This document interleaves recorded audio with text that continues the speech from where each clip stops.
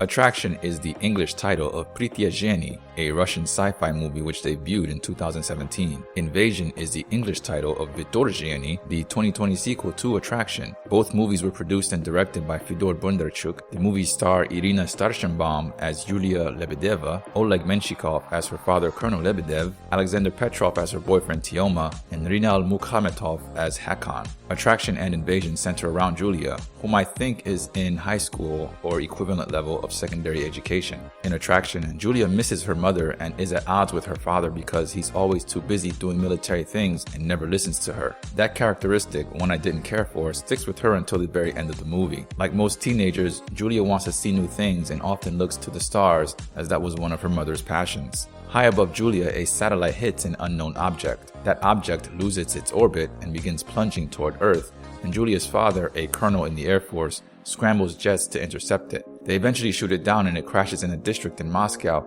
killing hundreds of people.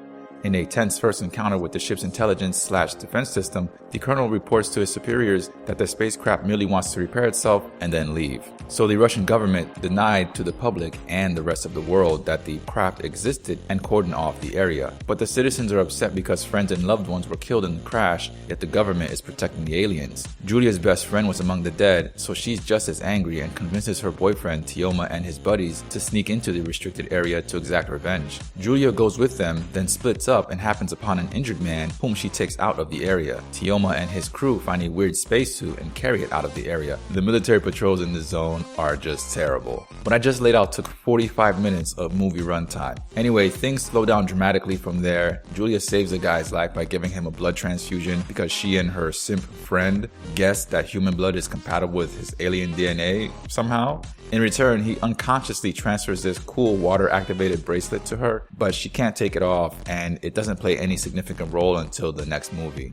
We learn that the guy Julia saved is named Hakan. He's the alien pilot who happens to look like an attractive human male. Get it, huh? Attractive, huh? And he speaks Russian, so that's helpful. The suit Tioma took was his suit, and he's got to retrieve it, along with this mysterious item the military took, or the ship's intelligence, named Saul, will go nuts and kill everybody because it can't allow their technology to fall into human hands. While helping Hakan, Julia teaches him how to behave like a regular person. With that story approach, Attraction was like combining E.T., Terminator 2, and the Keanu Reeves, Jennifer Connelly remake of The Day the Earth Stood Still. Throughout her quest with Hakan, there's a subplot of rising public unrest and citizens threatening to break into the restricted zone with Tioma as the main agitator. You see, the spaceship uses a massive amount of water to repair itself, and those repairs are causing a shortage that's forcing the government to ration the available water to the public. Julia continues to rage at her dad's inattention, loses interest in Tioma because, Earth boys are easy, and her attraction to Hakan makes her want to leave Earth.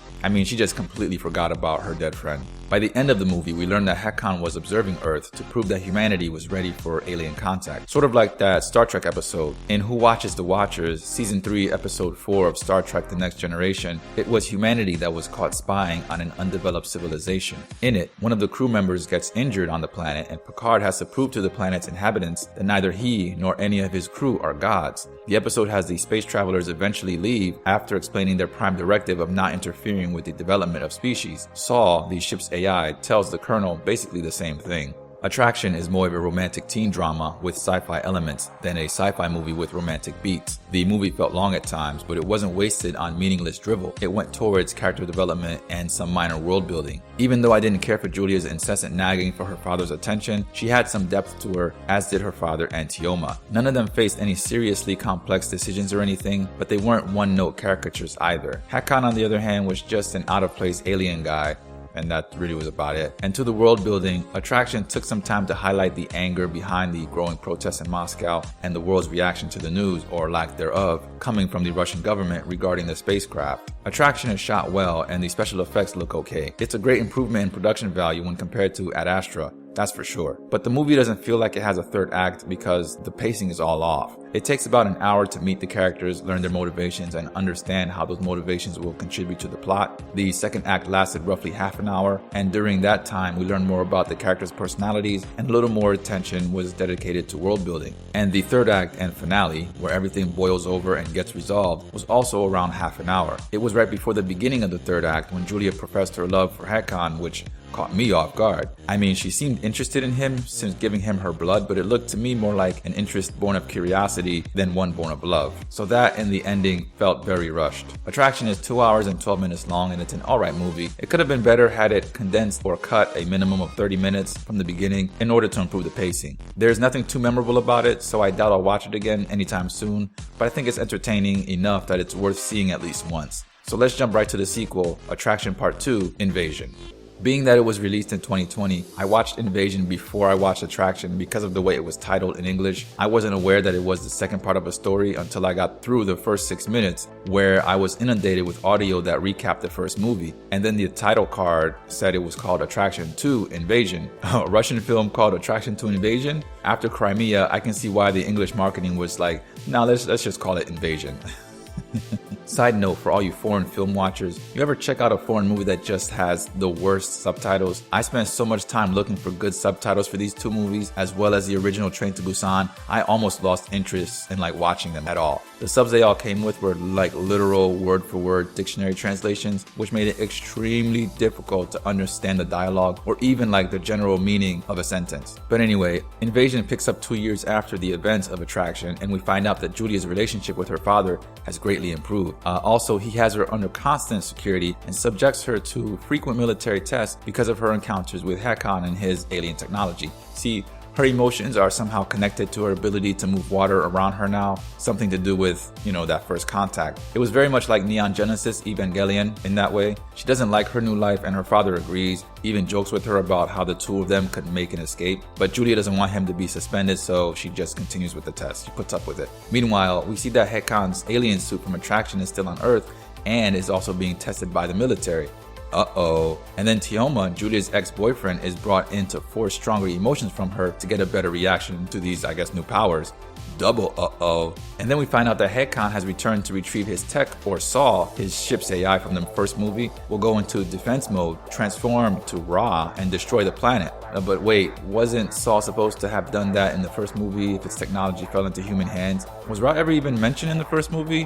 Hakan forgot about that plotline, and so should you. Okay, so triple uh-oh. Flipping their dynamic in Attraction, Invasion sees Hakan trying his best to protect Julia, not from the Russian government, but from Saul. So the four main characters are back, and they're significantly different from the first film. Even Hakan has more to him than just out-of-place alien guy. In my opinion though, Tioma had the most dramatic change. In prison for his role in inciting the riot at the end of Attraction, it's clear that he's been physically and mentally abused at the hands of his jailers under the authority of Julia's father. Tioma really stood out to me from everyone else. There's a new character introduced very early on, a bodyguard assigned to Julia, whose only purpose is to blame Julia for events later on in the movie. He doesn't get much development beyond his job, experience, and marital status, and that's really about it for him. Unlike Attraction, after the first half hour of this 2 hour and 13-minute movie, Invasion is essentially one escape scene after another, which would have felt very repetitive. But it gets really interesting when Ra uses its advanced technology and intercepts all satellite transmissions to digitally recreate entire news programs, cell phone calls, text messages, and military orders to cause mass panic.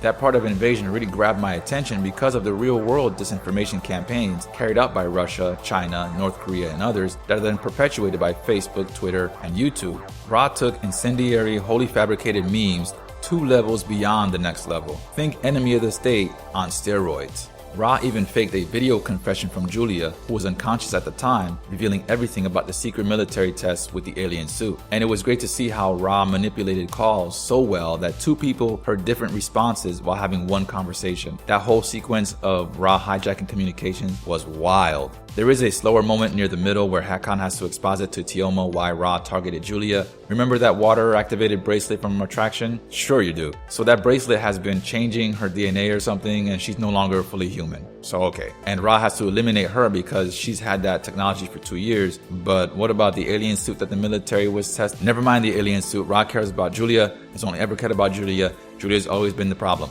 So either Julia gets eliminated or everyone does. The needs of the many and all that utilitarian jazz. After the military goes analog and successfully launches a nuke into Ra, supposedly blowing it up, the movie goes full-on Roland Emmerich and turns into a disaster flick. But again, it adds its own twist in the way Ra uses its water-based advancements to create an ocean in the sky that slowly drops down as water levels on the ground rise and rise, leaving the city in the middle getting flooded everywhere in sight. Worst sandwich ever. That was something I've never seen in a movie, and the camera movement captured the size and dread of it all during the government's attempts to bring citizens to higher ground via helicopter. I was captivated at the creativity of such a final scenario. Anyway, things work out. We have hero moments with everyone, and I mean everyone. Julia, her dad, Tioma, and Hakan all have last-minute acts of heroism. It was an odd choice to me, but I guess whatever. The movie ended with what I think is a tease for a part 3. I don't know. Invasion was a real good step up from Attraction, especially in its pacing. The special effects got a major facelift, from the alien suit to the final water world dilemma. There wasn't much in the way of character development on my first viewing, but I think it's because all of that was already covered in the previous film. In fact, Invasion didn't feel like a standalone movie. It played more like the second and third act of Attraction had Attraction been around 3.5 hours long. Invasion is great because of its big action ideas, the new relentless enemy, the raised stakes for the main characters, and I loved the way the digital communications were exploited.